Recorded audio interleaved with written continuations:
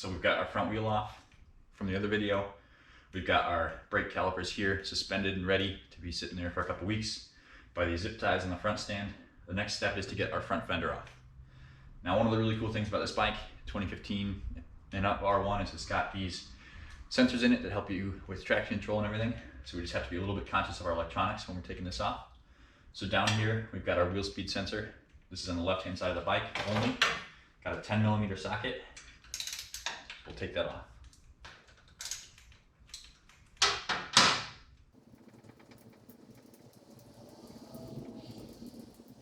And here we have another bolt that's holding in place.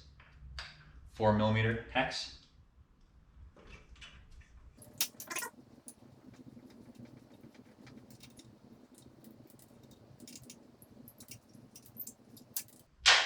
And we just store those bolts right back there in the fork.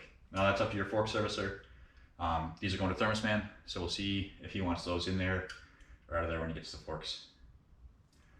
The sensor for me on my bike, since this is a race bike, is held onto the front fender by a zip tie.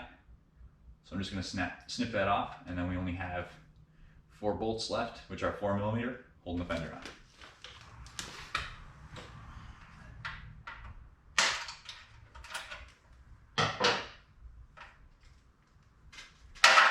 So now our sensor's free, and we're just going to support that up on the top of the bike as well. And you can turn the handlebars a bit to get easy access to these fender bolts.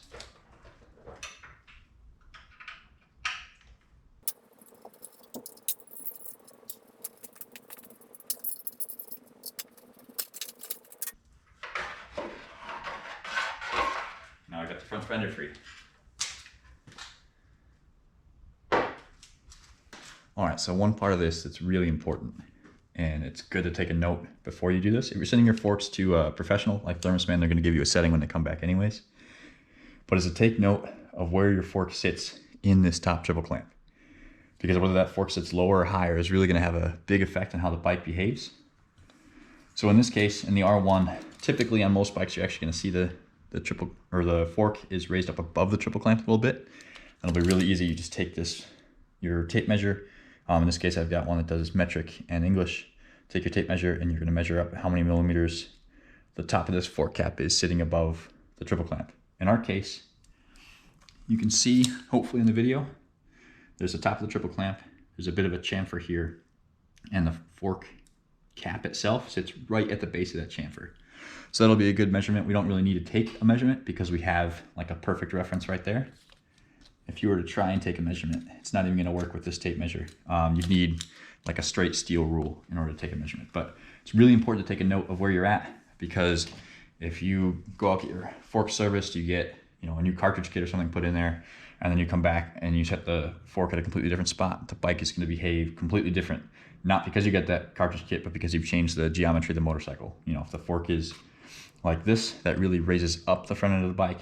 And if the fork is sticking at the top, that drops the front end of the bike down, and those are going to have an effect on how the bike handles. If you guys want me to do a video on how that affects handling, just let me know in the comments below.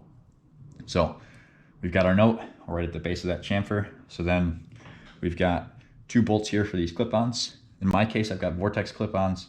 So these are 6mm bolts. Yours might vary. Obviously, everybody's got different aftermarket clip-ons. And then we've got 1 bolt here at the top of our triple clamp, and then we're going to have 2 bolts.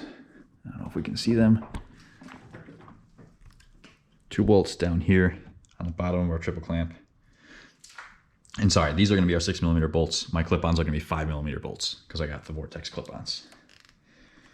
So we'll go ahead, grab our 5mm, and we're just going to loosen this up.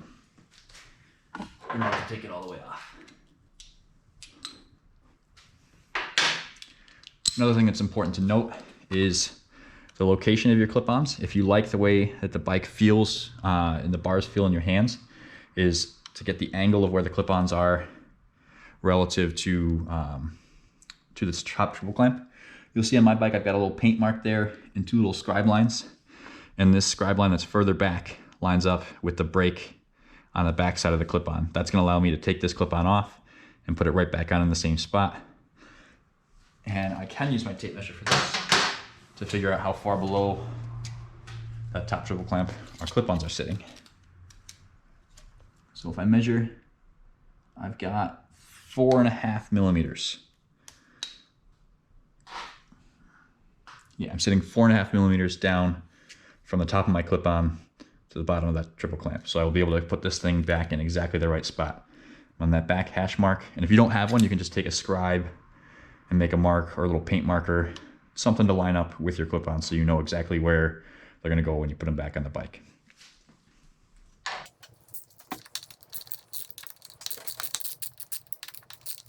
And like I said, you don't need these bolts to come all the way out. You just need to be able to have this clip-on loose here in the handlebars on the fork so that it can move a little bit. Then we'll be able to move that down. So that'll give us access to our top bolt here. 6 millimeter. Again, we're just going to loosen that a bit.